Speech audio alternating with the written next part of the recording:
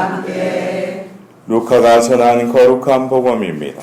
주님 영광 받으소서. 예수님의 부모는 해마다 파스카 축제 때면 예루살렘으로 가곤 하였다. 예수님이 12살 되던 해에도 이 축제 관습에 따라 그리로 올라갔다. 그런데 축제 기간이 끝나고 돌아갈 때 소년 예수님은 예루살렘에 그대로 남았다. 그의 부모는 그것도 모르고 일행 가운데 있으려니 여기며 하룻길을 갔다. 그런 다음에야 친척들과 친지들 사이에서 찾아보았지만 찾아내지 못하였다. 그래서 예루살렘으로 돌아가 그를 찾아다녔다. 사흘 뒤에야 성전에서 그를 찾아냈는데 그는 율법 교사들 가운데에 앉아 그들의 말을 듣기도 하고 그들에게 묻기도 하고 있었다. 그의 말을 듣는 이들은 모두 그의 슬기로운 답변에 경탄하였다. 예수님의 부모는 그를 보고 무척 놀랐다. 예수님의 어머니가 얘야 우리에게 왜 이렇게 하였느냐? 내 아버지와 내가 너를 애타게 찾았단다 하자 그가 부모에게 말하였다. 왜 저를 찾으셨습니까? 저는 제 아버지의 집에 있어야 하는 줄을 모르셨습니까? 그러나 그들은 예수님이 한 말을 알아듣지 못하였다. 예수님은 부모와 함께 나자렛으로 내려가 그들에게 순종하며 지냈다. 그의 어머니는 이 모든 일을 마음속에 간직하였다. 예수님은 지혜와 키가 자랐고 하나님과 사람들의 총애도 더하여 갔다. 주님의 말씀입니다. 그리스도님 참여합니다.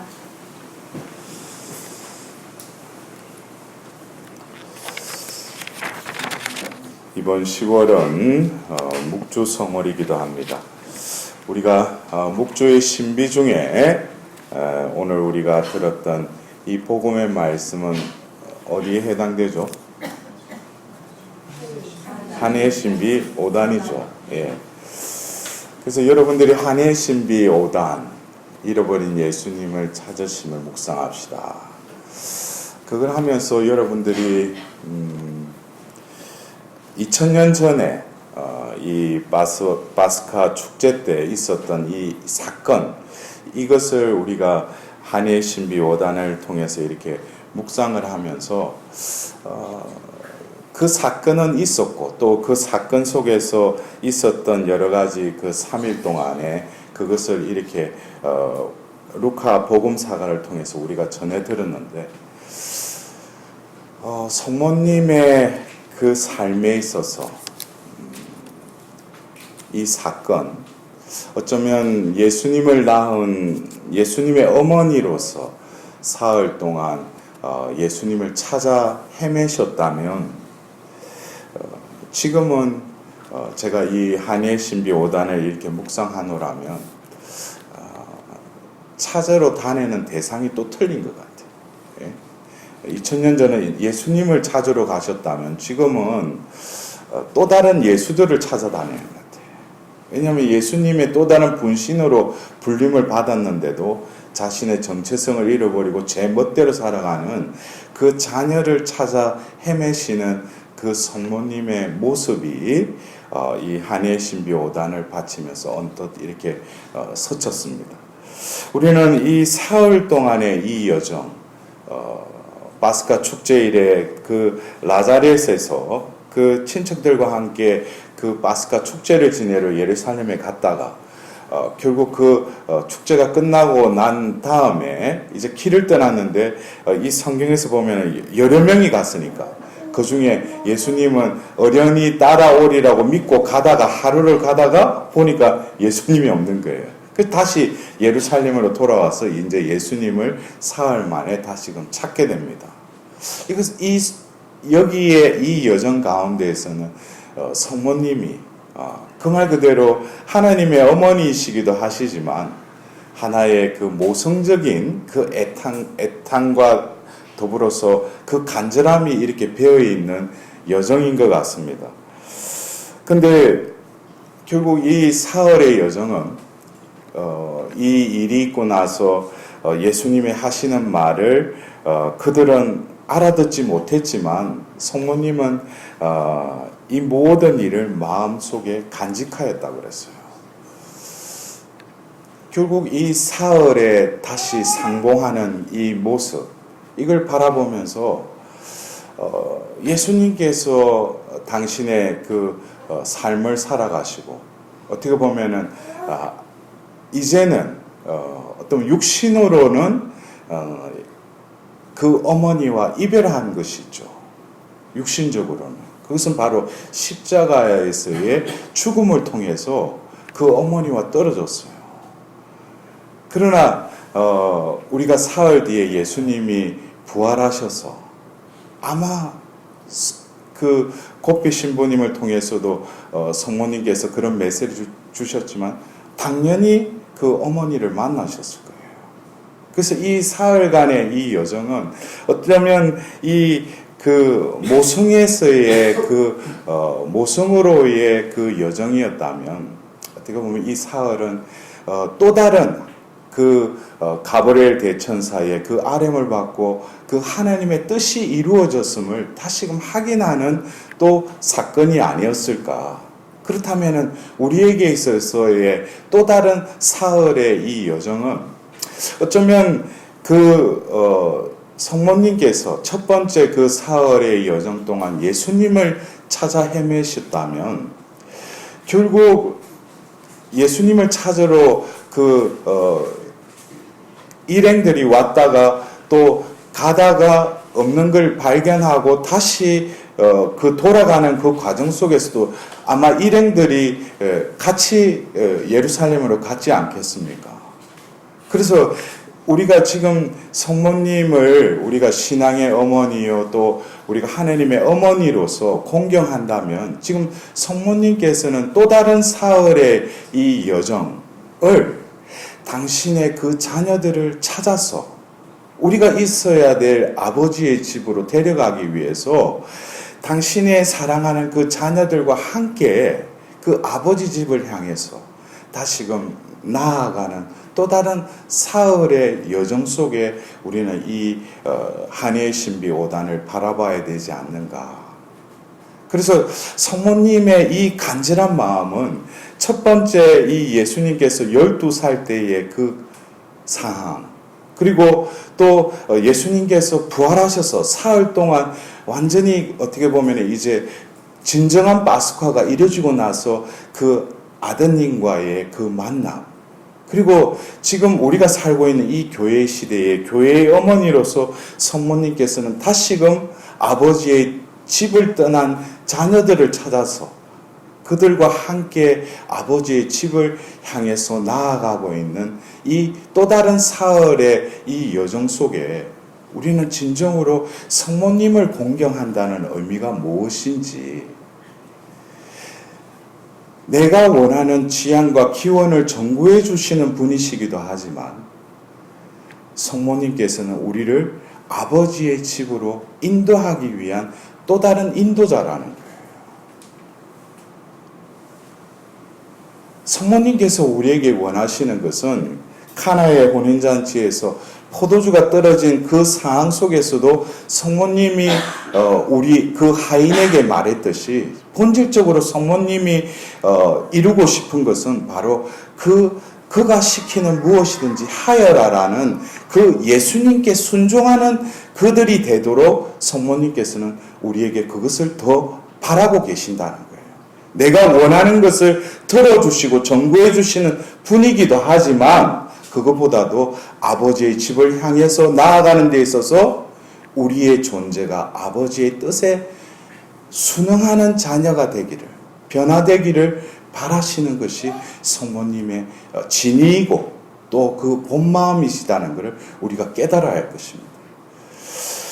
우리가 오늘 또 전례력으로 기리고 있는 자비의 빚을 하고 자신을 또 지칭하고 또 하나님의 자비를 전하는 데 있어서 큰 역할을 하셨던 이 파우스티나 이 수녀님의 그 남기신 그 일기에도 보면 그 일기 843번에 보면은 하나님의 어머니를 더 깊이 모방할수록 하나님을 더 깊이 이해하게 된다. 알게 된다. 이렇게 그 파우스티나 성녀께서 미사 중에 어떤 성모님의 그 사랑을 받으면서 그 일기에 그런 기록을 남기셨어요. 하나님의 어머니를 모방할수록 하나님의 깊은 뜻을 알게 된다는 거예요.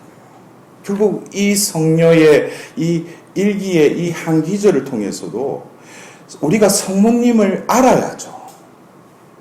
성모님께 우리가 원하면은 들어주시는 그 이면에는 성모님의 그 삶 속으로 들어가서 우리가 이 묵주성월에 이 묵주의 신비들을 하면서 우리가 마지막에 마지막 우리가 바치는 그 기도에 이 신비 안에서 결국 구원의 신비 속으로 우리가 이 묵주의 신비와 더불어서 들어가는 거 아니겠어요? 결국 성모님께서 원하시는 것은 이 시대에 이 또 다른 사흘의 이 여정 속에서 우리를 찾아서 우리를 아버지의 집으로 인도하시는 그 어머니의 모습을 우리는 바라봐야 할 것입니다. 그래서 이 오늘 또 기념일을 지내고 있는 이 파우스티나 수녀님의 그 존재를 보더라도 성모님의 존재와 아주 닮은 삶을 사셨어요.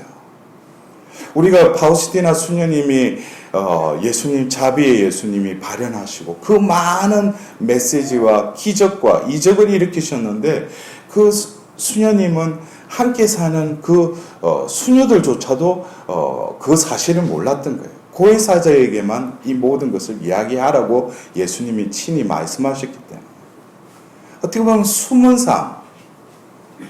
그러나 하나님의 방법은 하나의 밀알이 썩을 때 많은 열매를 맺듯이 예수님의 생애와 똑같이 33세의 그 일기로 하나님께 이제 들어 올려졌을 때 결국 하나님의 그 뜻은 죽음으로써 다시금 살아나는 그 자비의 메시지가 이 전 세계를 덮을 정도로 하나님의 뜻을 이루셨다는 거예요.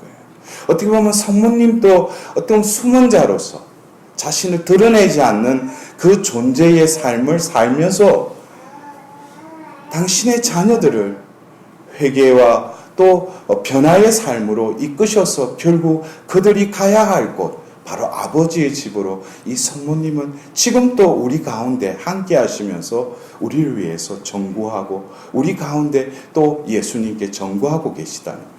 우리는 진정으로 함께 하시는 이 성모님의 그 전구에 합당한 삶은 바로 어린 예수님이 그 성전에서 율법 학자들과 그 토론을 하면서 예수님이 저는 제 아버지의 집에 있어야 하는 줄을 모르셨습니까? 그랬어요. 저는 제 아버지의 집에 있어야 하는 줄을 몰랐습니까? 우리는 다시금 이 예수님의 말씀을 우리 마음에 집에 온전히 모셔야 할 것입니다. 나는 내가 머무르는 자리, 또 내가 처한 어떤 시공간이 진정으로 이 축성된 거룩한 건물뿐만 아니라 내가 머무르는 곳이 아버지의 집이 되어야 된다는 거예요. 결국 내가 머무는 자리가 아버지의 집이 되려면은 내 존재가 회복되어야 되겠죠. 하나님 모상으로 회복되어서 빈센트 팔로티 성인의 그 카리스마인 믿음과 사랑이 다시금 되살아나고 불이 붙을 때 내 존재가 살아있는 하나님의 성전이 되는 것입니다.